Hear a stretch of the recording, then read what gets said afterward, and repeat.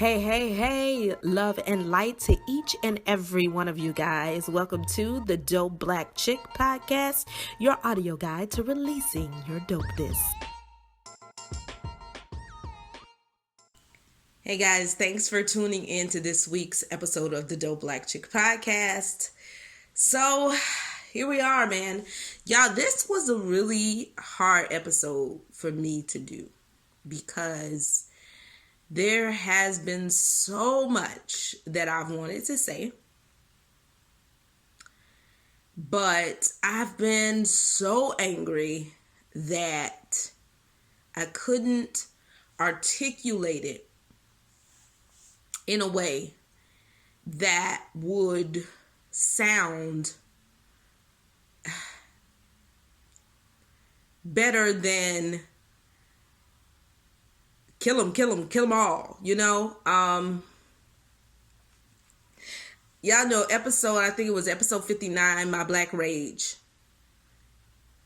That was just a little of my rage. And that was another reason that I was so frustrated, because what was happening, or what is happening, has been going on for centuries. But the anger that people are now seeing, or should I say the rage that people are now seeing, has been brewing forever. Like, I literally go day to day in a constant state of rage. Now, if you are a black person listening and you say, well, that's no good, you know, I don't feel that way, then you're part of the problem to me. Because Brother Baldwin said it best. If you are aware of anything that is going on in this country as a black person, to be relatively conscious in this world, is to live in a state of rage constantly, day to day. Because how else could you survive in a world that you know mistreats you and you have to put a smile on every day? Knowing that you have to puts me in a state of rage daily. So when I saw the collective, I'm also an empath. So seeing my brothers, my sisters, especially my kings, hurting, some sobbing, because it is too much. And that's literally what I said pretty much most of the week. It's too much. This is too much. It's just too much. Like, it was too much to articulate. So honestly, my followers here on the Dope Black Chick, you guys are the first to hear my viewpoints on this. I have not done any Facebook Live conversations on this because I just could not articulate how I was feeling.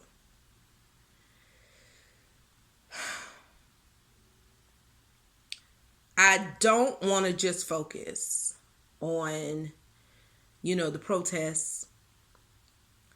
I want to talk about black people, my love for black people, my heart for black people. I want to talk about why I do the work I do, how you too can do the work, and I really just want to focus on, let's see, y'all, loving one another. I had the benefit and the privilege to be raised in a household where I was educated about who we are as black people every day. Every day. Right? And I was empowered by our struggles, our perseverance, all of that. And so I understand that knowledge, that ability to know, gives me a responsibility. It gives me a responsibility to my people. And I've always felt the need to remind us of who we are. Because you've got this entire society, right? This is us, y'all. We're living amongst an entire society that perpetuates ideas, negative ideas and connotations on who you are as a being, as a person.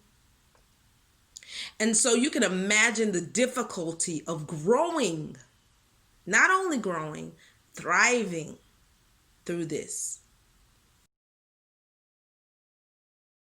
And the youngest I can remember was kindergarten, maybe first grade, where I had to empower a friend of mine and let her know that her skin is beautiful because everyone else told her it wasn't. But I had to remind her, baby, you have ebony skin and you are gorgeous. You are beautiful. I had to remind her that. And that's the youngest I was. You know where that came from? It came from parents that continued to remind me of the beauty of my skin. Yeah, I love my chocolate. If you didn't know already. But I had that benefit, and a lot of people don't have that, y'all. So I am well aware of the privilege that I have. And it's interesting because last week I think I talked about privilege. But I am aware of that. So when this happened, a lot of people that know me well and some that just follow, of course, they said, what are your thoughts? What are you going to say? What are you going to do about this? What are you going to, well, not what am I going to do about it, but I know you got something to say about it. And I did not want to let them down, but I had to be honest that in this moment, I just don't have the words. And I don't think y'all ready to hear what I have to say. I was just angry. Well, not even angry. Pissed. I've been angry for a long time, but I was pissed. And so,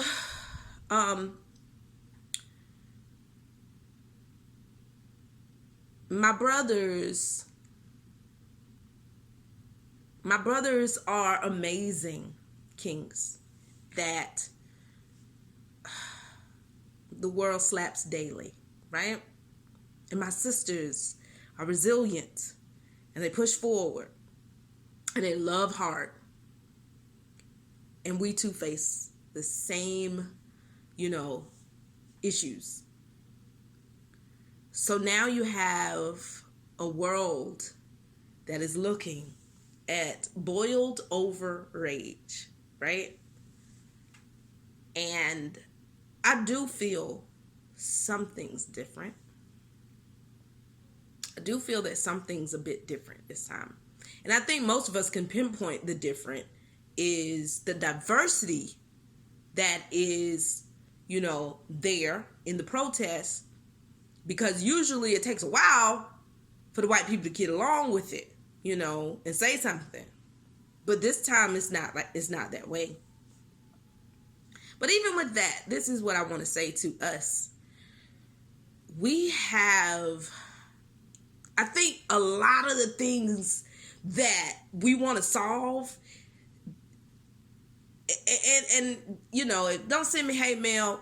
Maybe you can if you want, but I feel like a lot of the things that we want to solve or we want solved ultimately comes from us just remembering who we are. I know that sounds simple, but it's big. Like, if you have a child that is constantly told they're no good, no good, no good, spit upon and all this stuff, when it comes to building something or making something out of nothing, they're going to believe they don't have what it takes to do it. But when you start edifying that child and remind them, you know, you used to make some amazing sculptures, or you used to do this, and you were a really fast runner, or you were whatever it was. When you start reminding them of their talents and their gifts, you'll then see them be able to create, to change, to make efforts in this world. And I believe that's really ultimately, besides all the talk, you know, that people say, oh, we stand in solidarity. Oh, yeah, we understand that's wrong. Okay, I don't think racism can be solved, okay? Because it is a person's opinion. Well, racism is a system, so that's a long haul thing. It can be solved. It's hard to solve it, though, because in turn, you have to make sure that the people behind something, their personal opinions, are not infiltrating what they're supposed to do, their obligations to the state, to the country. So that's the difficult part about resolving the system of racism. But racist idea can't be solved because that is just a person's opinion. Okay, back to what I was saying. But I believe, like, outside of legal changes, lawful changes, I believe that to further our community, to get the Black Wall Street, you keep hearing everybody saying Black Wall Street, and I'll touch on that a little bit in a second, but to get that utopia that we believe in, we talk about Wakanda. To get Wakanda, there's one thing you knew about Wakanda. They had so much pride for where they were. They had so much pride in who they were. So if we want to have our Wakanda, because I believe in community within community. The Amish do it. We can do it. I believe in that. We can have community within community when we are reminded of who we are. It's not our fault that some of us doubt ourselves. I'm never going to blame a Black person for that because I know what's been thrown at them for, 400 years? So I know. You know, those kind of messages play over and over. You can talk to a plant for the 7 days and it'll die. So imagine what happens for 400 years and you're continuously hearing these things. And then not only are you hearing them from other people, but you begin to perpetuate these same ideologies yourself because you've heard them for so long, right? So I understand that. So I think it's my duty, people who are aware, self-aware of who we are as Black people, I think it's all of our duty. If you are a person who is self-aware of who you are as a Black person, or even if you want to be self-aware, if you are self-aware enough in knowing that you don't know enough, it is your responsibility to learn more about yourself and then educate others. Educate others. And you may be saying, well, how am I going to do that? Let me tell you how. I started my website literally for this reason. I started IHearThatGirl.com because I didn't feel that the representation that mass media was portraying of Black women was correct. I'm a Black woman. I can count women all over these fingers and not run into a negative, cat-calling, ridiculous, fighting sister. I don't have that in my clique. So that wasn't my reality. That wasn't my reality. So I said, okay, I could wait on them to create that and represent us on television, or I can create my own thing. And because of the beauty of the internet and technology, I was able to do that. Yes, it's small. Yes, I may be only affecting about 200,000 people a month. But guess what? It's 200,000 people a month. 200,000 views a month. You know? So I am content on utilizing the platforms that we have. I hear it so often. I was talking to a male friend of mine, and he was saying, like, how do we do this? How do I start? Like, I mean, you know so much more. I'm like, start. Just say what you want to say. Start. Like, it is so easy right now in 2020 to create a platform. Everybody has one. It's called a cell phone. Everybody has a platform. So use it. Educate your people. Educate yourself. And once we have, like, I mean, look at the natural hair care movement. People fell in love with their hair. They realized, like, oh, I like this stuff. You know what? It's not as bad as they say it is. And look what happened. Billionaires came up out of that thing. So that's why I'm saying to y'all, like, when we know ourselves, we can do some amazing things. We can do some amazing things. And it is your responsibility, if you do know thyself, to educate others. Now, I told you I was going to get back on Black Wall Street, right? We do know what comes with the territory. The fear is not just our skin. The fear is that they will rise. See, you got to understand, the enemy know how great you are. Y'all, these colonists have known how great we are forever, for centuries. They've known it. Why else would you beat somebody down and try to limit them? The fear is that when we step into knowledge of ourselves, that we will excel past them, belittle them, because this is what they do, and turn the tide on them. They're afraid that their comeuppance is on the way. So, yeah. But black folks ain't like that. Like, we fine with just community and community. Most other ethnic groups are fine with community within community. You know, it's just colonizers just want to take over everything. I don't know why. You gotta have everything, but they don't like to share. So I said all that because knowing that usually what happens whenever a black community rises, becomes a profound group within a community, an elite group, they will find a way to shut it down. Okay? So we have to be wise about that. I believe with this coming Juneteenth celebration. Now, we've done the blackout day. They got the blackout day coming on July 7th. I think that's ridiculous. You participate if you want to, because I've been blacking out. See what I'm saying? The Montgomery boycott lasted 382 days. I need people who are in it for the long haul. Look, I'm not going to just take my money from you on one day so that you can say what you know I want to hear and then I give it right back to you. No, I'm not doing that. So what I am proposing is that on Juneteenth, which is our Independence Day, Juneteenth, June 19th, for those who do not know, on Juneteenth, you begin your transition, if you haven't already, and buy black. No expiration date, no 24 hours, forever. Continue to, and I'm not expecting you to know 1,000 different places. That's why I said begin your transition. Begin the exodus.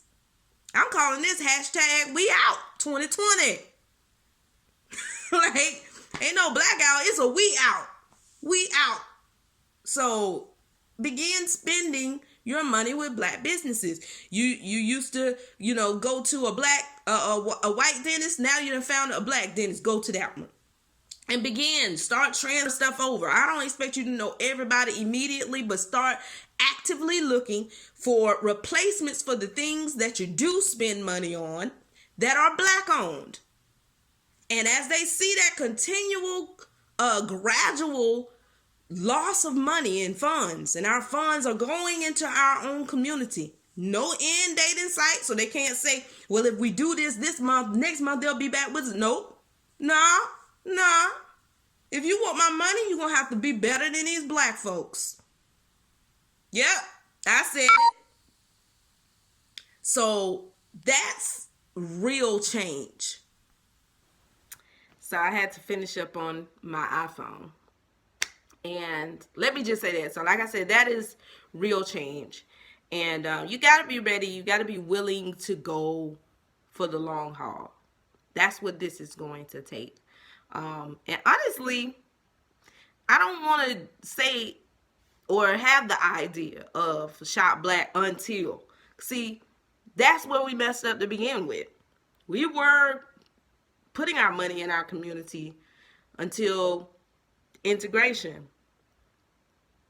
What for? Because they took a sign down? They still think the same way. Now they got your money too. So, you know what I'm saying? Like, I say, just start spending your money with black people. Why do we need a call to arms to spend money with our own people? Y'all, start spending money with your folks. There's tons of them out there. And in the show notes, I have a couple of sites where you can go and purchase or either let me clean this up. So you can go to ihearthatgirl.com and find links to black-owned business directories. Also, on ihearthatgirl.com, we do the where you should be spending your money, which highlights and focuses on black businesswomen. So there's no excuse to say, I don't know who to spend money with. I'm giving you some, right? And there's even more out there that I haven't even tapped into yet. So I really want you guys to start changing mindsets. Shop with your people. There are tons of black business owners, tons of great products out there. It's just so much. Start making those transitions and just support your people. And that should be a way of life. That shouldn't be a threat tactic. That should be a way of life. Okay? All right, so that's going to do it for me this week. You guys know what to do. Head on over to any of the platforms that you're on. Subscribe, rate, review, and share. Make sure you tell folks there's a dope black chick talking dope black spit. Follow us on Instagram at The Dope Black Chick. And until next time, peace and blessings.